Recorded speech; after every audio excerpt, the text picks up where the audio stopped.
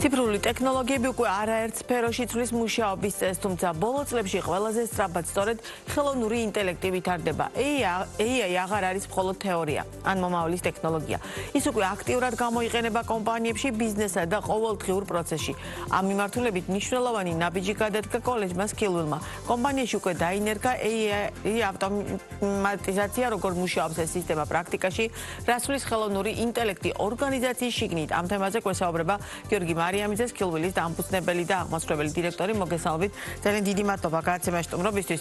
თავდაპირველად მაყურებლისთვის რომ განმარტოთ, რატომ არის მნიშვნელოვანი დაუშვათ AI-ის ესე აქტიურად გამოყენება კონკრეტულ საქმიანობებში და განსაკუთრებით პროცესის ავტომატიზაციის ნიშნიდან გამომდინარე და რას ცვლის ეს და მაგალითად თუნდაც თქვენ შემთხვევაში ერთ-ერთი წამყვანი კოლეჯის ამ მიმართულებით მომუშავე კოლეჯის საქმიანობაში რას გიმარტივებთ AI? მოგესალმებით ქალბატონო მაია, პირველ რიგში ძალიან დიდი მადლობა მოწვევისთვის, მივესალმები ასევე ტელემაყურებელს. რაც შეეხება ხელოვნურ ინტელექტს, სწორედ ვძანეთ თქვენ ნამდვილად თეორია აღარ არის უკვე და საკმაოდ საინტერესო პროცესების მომხრე ვართ ხელოვნური ინტელექტის მიმართულებით. ძალიან გაიზარდა სფერო და უკვე პრინციპში აღარ არის არც ერთი კომპანია, არ შეიძლება ვთქვათ რაღაც კომპანია იყოს ისეთი, რომელსაც არ შეუძლია რომ გამოიყენოს ხელოვნური ინტელექტი თავის საქმიანობაში და თქვენი კითხვა იყო რატომ არის მნიშვნელოვანია და მნიშვნელოვანი იმიტომ არის რომ ვინც ასე ვთქვათ თუ არ გამოიყენებთ ხელოვნურ ინტელექტს ჩამოვრჩებით ხო ანუ რა თქმა უნდა ბიზნესში ბაზარზე ხო კონკურენცია ყოველთვის არსებობს. მაგალითად როგორ იყენებთ რაში გამოიხატება AI-ის ყოველდღიურ ცხოვრებაში გამოყენება?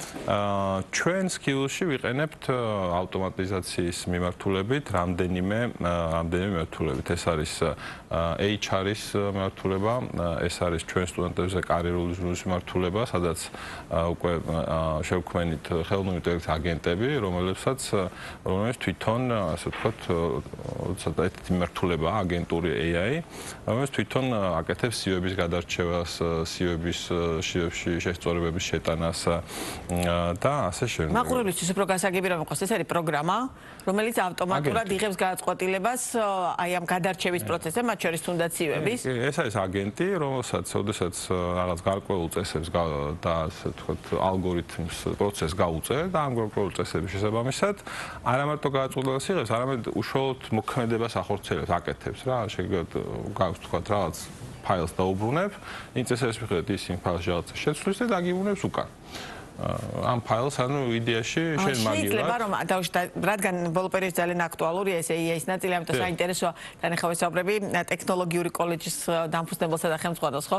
ამიტომ საინტერესოა აი ამ პროგრამირების პროცესში იმდენად ზუსტად აძლევთ ყველა აი ამ დაუშვათ დაკვეთას, რომ მე უკან დაბრუნებული და მისი მუშაობა უკვე დაუშვათ რაიმე ტიპის ხარვეს აღარ შეიცავს, ანუ სრულყოფილად აკეთებს ის ამას თუ მაინც სჭირდება ადამიანური დაუშვათ კაპიტალი, ადამიანის შარევა პროცესში. ხო, ამას პასუხი ცალსახა ადამიანის ჩარევა ნამდვილად ჭირდება, ოღონდ ჩარევა როგორ, ანუ პროცესი როგორ მუშაობს, ხო? ანუ ჩვენ რაღაც მას რა ქვია, წესებს ასე ვთქვათ, უწერთ, ვეუბნებით, რომ აი ამ წესების მიხედვით იმას ქენ. მაგალითად, CV-ის შემთხვევაში დაალაგებული უნდა იყოს ყველაზე ახალი გამოცდილებიდან ძველისკენ და არა პირიქით. ანუ ამ წესებს ვაძლევთ და ამ წესების მიხედვით უკვე ხელოვნური ინტელექტი გარკვეულ თავის მოქმედებას ახორციელებს.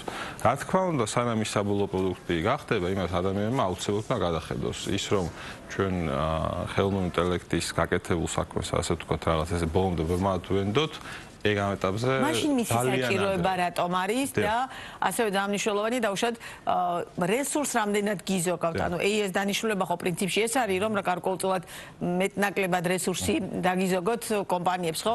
აი მაშინ თუ კიდევ ადამიანი ისე უნდა შეამოწმოს და ამ შემდგომ, მაშინ ამის საჭიროება რა არის? აი მაგალითად შეგვიძლია ავიღოთ რაღაც ვებსაიტი, რომელიც თქვათ რომ დაგვემზადებინა AI ხელსაწყოების გამოყენების გარეშე, პირობითად დაგჭირდებოდა სადღაც 2 თვე ამის გასაკეთებლად. ეხლა შეგვიძლია და რაღაც გარკვეული რესურსი შედარებით გამოცდილი ადამიანი, შედარებით ნაკლებად გამოცდილი ადამიანი და დაგჭირდებოდა 2 თვე. ხელოვნური ინტელექტის გამოყენებით, თუმცა ესეც არ გაიგოთ რაღაც ერთი კონკრეტული, ანუ ხელოვნური ინტელექტი დღეს არის უამრავი სხვადასხვა ხელსაწყოა. ყოველ დღე რაღაც ახალი გამონდის და თუ გინდა რაც კარგი პროდუქტი გააკეთო, ერთ ხელოვნურ ინტელექტსაც ვერ დაერმობი რა, ვინც კარგად ძირითადად ვინც ერკვევა და კარგად იყენებს, მინიმუმ ერთი საქმის აკეთება და 7-8 სხვადასხვა ხელსაწყოს იყენებს იქ იმას რაღაცას აწერინებს, ვერ ამას იმეშვება, ანუ 7-8 სადაც ხელსაწყოა ჩართვა ამისთვის და შეგვიძლია ვთქვათ, რომ უკვე ის რაღაც თქვათ ვებსაიტი საწყობად რომელსაც 2 თვე დაგჭირდებოდა ერთი კვირა და ერთი ადამიანი. ერთი შედარებით რომ გამოცდილი ადამიანი, სენიორი, ასე ვთქვათ, არა ჯუნიორი, რომელმაც კარგად იცის თავის საქმე, ის ადამიანი გააკეთებს ამას ერთ კვირაში, ის ვაგებთ რამდენიმე ადამიანს გაეკეთებინა 2 თვეში. ეს პროგრამი, ანუ ეს აგენტის დაუშვათ ეს ყველაფერი თქვენთან არის დამუშავებული თუ დაუშვათ საზღვარგარეთიდან გაქვთ აღებული და ჩვენ ვიყენებთ უამრავ ხელსაწყოს, ძალიან ბევრი ხელსაწყო არის დღეს და ანუ როგორც გითხრათ ყოველდღე ანუ თქვენივე სტუდენტები ხომ არ ქმნიან თქო, სწორედ ამიტომ დამიტენეს. დღევანდელ დღეს ანუ AI ხელსაწყოს შექმნა აღარ არის აქტუალური.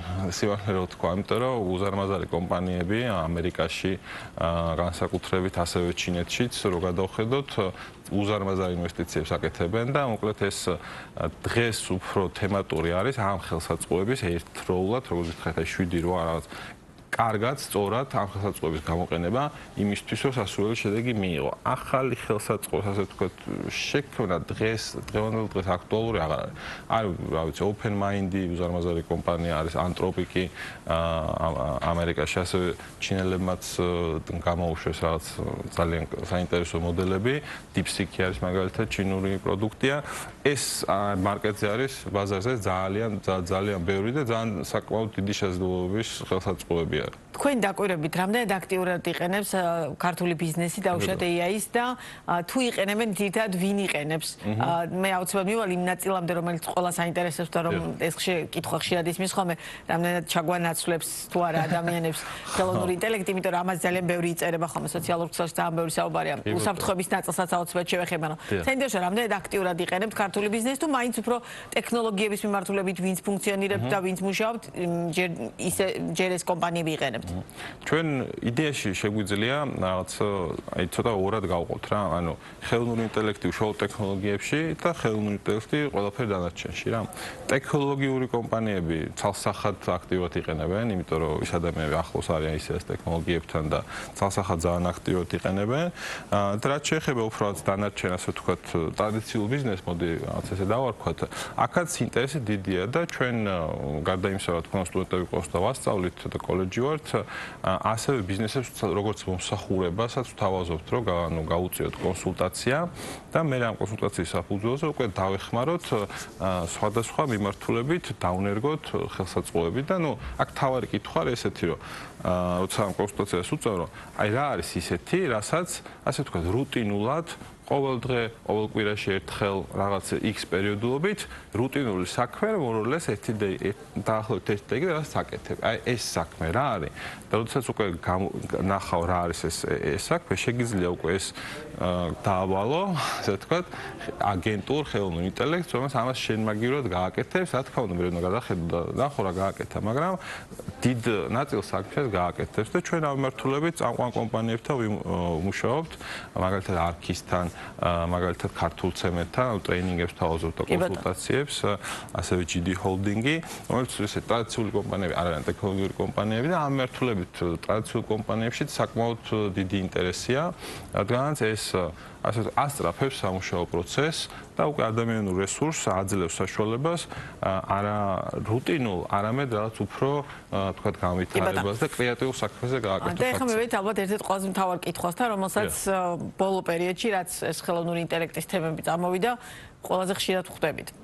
ჩაანაცვლებს თუ არა ის ადამიანს. თქვენ ახლა მე შეგნებულად ვიკითხე, რომ რამდენად აი ეს აგენტი, რომელიც ამ პროცესში იღებს აქტიურ მონაწილეობას, მე რამდენად სრულყოფილ პროდუქტს გთავაზობთ შედეგის თვალსაზრისით და აქვე საინტერესოა დაუშვათ თანამშრომლების ოპტიმიზაციის ნაწილში ეს ხელოვნური ინტელექტი რამდენად გადგებათ, ანუ რას გიზოგავთ ამ შემთხვევაში და ჩაგვანაცვლებს თუ არა ერთ დღეს თუნდაც ამ შემთხვევაში პირობითად ჟურნალისტებს ხელოვნური ინტელექტი. გიზოგავს თანამშრომლების დროს და რესურსს ჩაგვანაცვლებს თუ არა გაჩნია რა პერიოდს უყურებთ, არ ვიცი. უახლოეს პერიოდში ნამდვილად ვერ ჩაგვანაცვლებს, ცალსახად შემიძლია გითხრათ, მაგრამ რაღაც გრძელვადიან პერიოდში, არ ვიცი, ალბათ უფრო რაღაცა თვისობრივად შეიცვლება სამუშაო ბაზარი და რაღაც არ ვიცი, თუ იურისტი, თქვა დამწყები იურისტი აქამდე დრაფტებს ამზადებდა მაგალითად, ხო, რაღაც არ ვიცი, იჯარის ხელშეკრულების დრაფტის მომზადება ჭირდებოდა.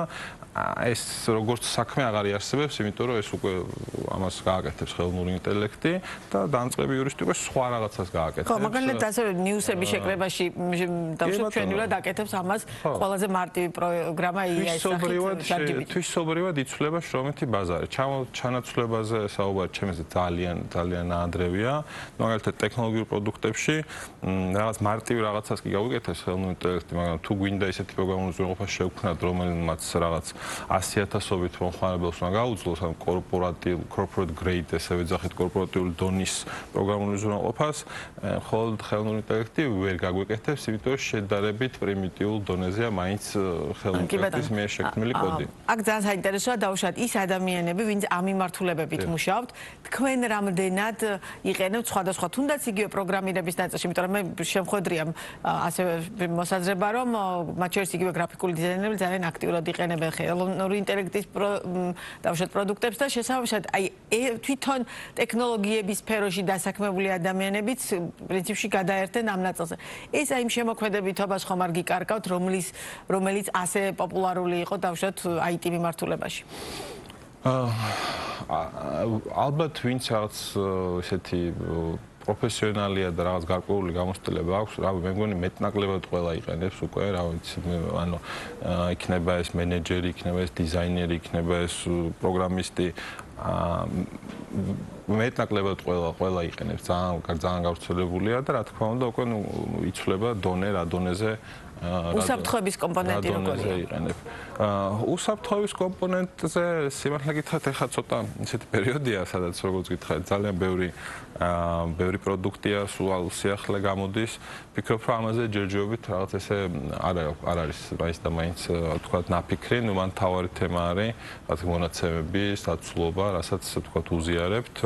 ეს ვფიქრობ, რაღაც გამოწვევა იქნება მომავალში. ეხლა ჯერ უკვე აი რაღაც ძალიან სიახლეების და ძალიან სწრაფად განვითარების ეტაპზე ვარ. თქვენ ახსენეთ საუბრის განმავლობაში, რომ ქართულ კომპანიებს თავაზობთ დაუშვათ ამ მიმართულებით მომსახურებას. რამდენად იყენებენ და რამდენად მზად არიან, რომ დავუშვათ AI უფრო აქტიურად დანერგონ, ან ძირითადად რა ტიპის მოთხოვნები აქვთ ხოლმე ქართულ ბიზნესს, მაგალითად რა ტიპის მომსახურებაში მიმართულებით ჭირდებათ AI-ის გამოყენება? ინტერესი ცალსახად ძალიან დიდია, მაგრამ ჯერ უფრო რაღაცა აი გამორკვევის ეტაპზე ვართ, მოდი ესე დავარქვათ, რაღაცა აი უფრო კონკრეტულად უნდათ დანახვა, რომ აი კონკრეტულად რას გაუკეთებს, კონკრეტულად რა თანხას დაუზოგავს, ან რა რესურსს დაუზოგავს, აი უფრო ამ ნაწილში რაღაცა გამორკვევის ნაწილში ვართ. ხა ანუ არის რაღაც მეოთხე მაგალითად მარკეტინგი, სადაც ძალიან ცალსახა არა პირდაპირ თქვათ რეკლამის იმის მაგალითად თუ რაღაცა შევკრიბოთ გუნდი, რომელიც გადაიღებს რეკლამას,